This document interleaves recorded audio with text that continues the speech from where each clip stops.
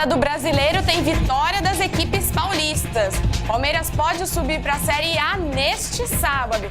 Pelo Campeonato Amador da Amizade, o Santo Antônio será julgado nesta terça-feira. Começa agora o Cabine Esportiva.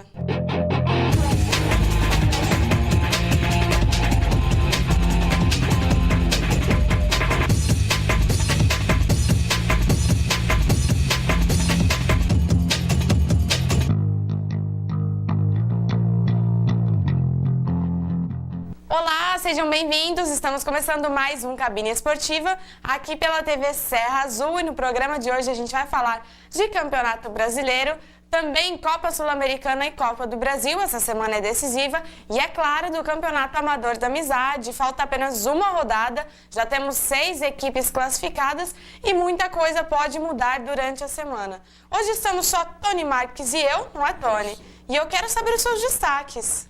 Destaques ali no Brasileirão, na Série B, o Palmeiras já levou, né? Meio aos trancos e barrancos, 1-0, 2-0, mas já levou.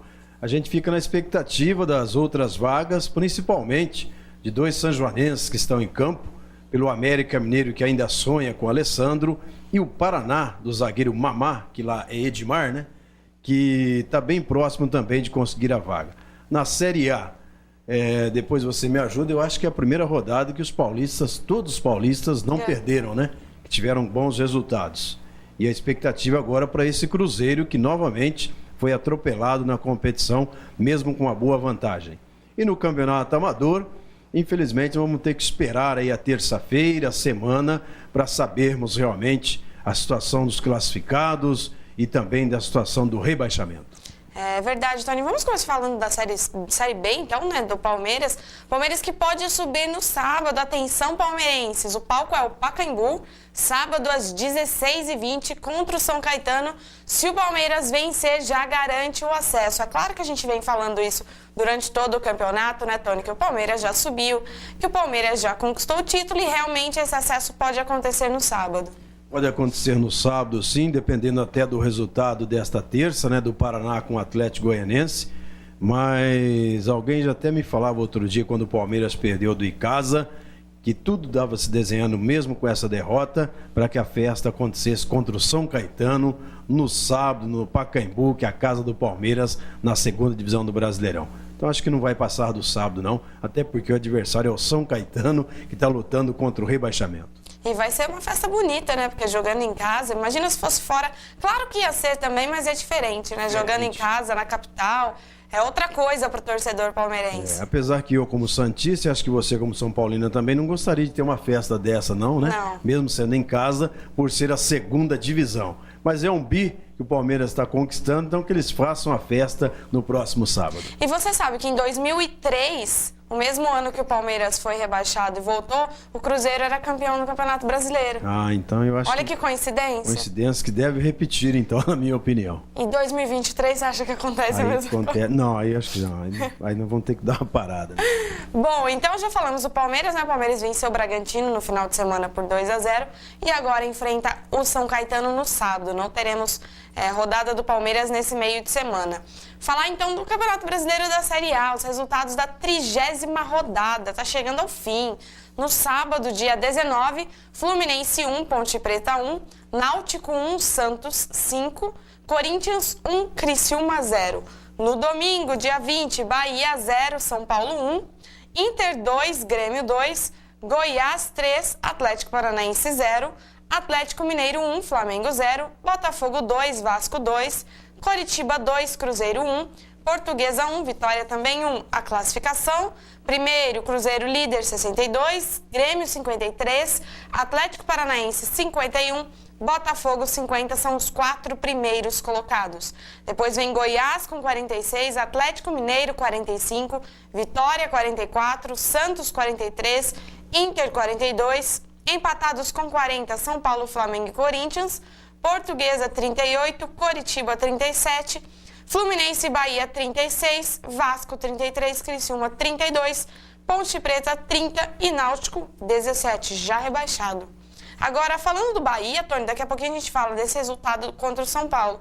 Mas o Bahia chegou já na 16ª posição. Tá descendo de uma maneira e eu vou te contar. pelo que eu vi dos lances e até dos comentários, é um candidato a rebaixamento o time do Bahia. E uma surpresa, porque o Bahia estava bem no campeonato, chegou a ficar na 5ª posição. Chegou a estar à frente do Vitória, né? Que Exatamente. É o rival na competição. E falando dos resultados do sábado, primeiro, empate do Fluminense com a Ponte Preta 1-1. Eu digo para você que o Vasco e o Fluminense dos Cariocas são dois candidatos fortíssimos ao rebaixamento. Fluminense também, Estão falando muito do Vasco, mas eu acho que o Fluminense, eu vi o jogo contra a Ponte Preta, fez um gol contra a Ponte, para o Fluminense conseguir empate. A Ponte que merecia até vencer lá no Rio. Então, na minha opinião, o Fluminense, que não tem Fred, né, que ó, é um dos poucos que se salva aí nos jogos, e um técnico caríssimo, que é o Luxemburgo. Pelo que eu vi, o Fluminense até a reta final é candidato a cair. O Fluminense na 15ª posição, uma posição preocupante, né? Mas a pontuação, a gente sabe que tudo pode mudar nesse Campeonato Brasileiro, já que o Bahia está chegando, né, na zona de rebaixamento. E o Santos, hein, que passeio! Foi um passeio, um massacre, né? Que isso? Passou dos 3 é surra ou massacre, né? 5 já é massacre, 4 gols no primeiro tempo, mas o adversário, me desculpe, viu, Aline? É um prato para 5, para 6, para 3, né? Como São Paulo fez no meio de semana. O rebaixado Náutico, eu acho que pouca coisa vai acrescentar no campeonato, na sequência. E mostrou isso contra o Santos, uma fragilidade muito grande. Você sabe, e o Corinthians conseguiu empatar com o Náutico. O próprio Santos também, no jogo do primeiro turno, sofreu, né, com o Náutico. Mas agora, nessa fase em que os jogadores praticamente se entregam, né? Já não vem nenhuma chance de escapar, facilita o adversário. E o Santos deu uma boa evolução, o Montijo voltou a jogar, ele joga principalmente no final do ano, né? Já visando aí o próximo, né? Para ficar no time. Então ele fez a diferença e o Santos conseguiu uma vitória importante. 5-1, foi muito boa essa vitória. Fazia tempo que o Santos não tinha uma vitória dessa. Eu nem lembro, né? De 5? Nossa, não lembro. E foi o Náutico... do Neymar, do Robinho e do Pelé. Acontecia muito, né? E o Náutico é o chamado time dos renegados do brasileiro, né? Principalmente do Palmeiras, né? Tem o João Felipe, tem o Thiago Real, Maicon Leite, Leandro Amaro, jogadores acostumados com a segunda divisão. É verdade. Agora, o Náutico pra gente já caiu, a gente já falou isso. Bom, tivemos nos embalos de sábado à noite o Corinthians finalmente vencendo. Goleada, né? Se tratando de Corinthians, esse 1-0 foi goleada, porque a semana foi bombástica, né? Reuniões, né? Todos os dias. Tite fica, Tite vai embora. De repente, entre aspas, né? Os jogadores falaram que pediram para ele ficar, eu não acredito. Acho que foi mais a verba que segurou o Tite. Mas ele ficando, o Coringão venceu, pelo menos afastou um pouco da zona de rebaixamento, mas não tranquiliza ainda para a sequência do campeonato. Subiu mais 3 pontinhos ali para a 12ª colocação, mesma pontuação do São Paulo que está em 10º. Então as duas equipes continuam ali, a situação ainda é perigosa e essa semana o Corinthians tem jogo difícil pela Copa do Brasil. A gente vai falar daqui a pouquinho. Sem o goleiro Cássio. Sem o goleiro Cássio, machucou, né?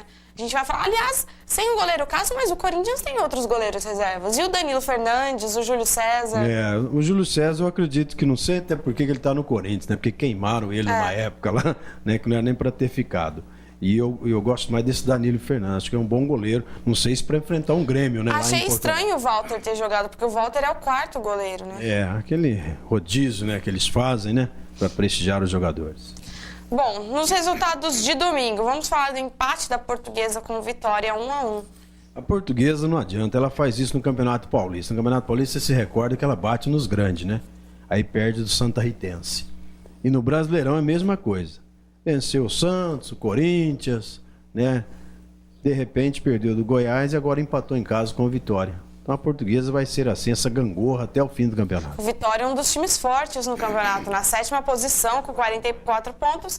E a Portuguesa ali também nessa zona de times que brigam para não cair. Vai continuar assim, pode escrever.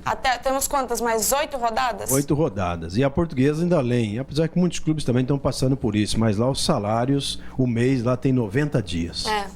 Já não é muito, 90 dias. É verdade. Bom, tivemos a vitória do Coritiba em cima do Cruzeiro, 2-1. Eu vi esse jogo, foi um jogaço e o Coritiba jogou a vida nessa partida, comandado pelo maestro Alex, né, e merecidamente venceu o Cruzeiro, porque o Fábio do Cruzeiro, que para mim é um injustiçado não ser chamado na seleção, pegou muito, mas o Coritiba que precisava dos pontos, o Cruzeiro com essa folga, né, toda a derrota do Cruzeiro, a resposta qual que é?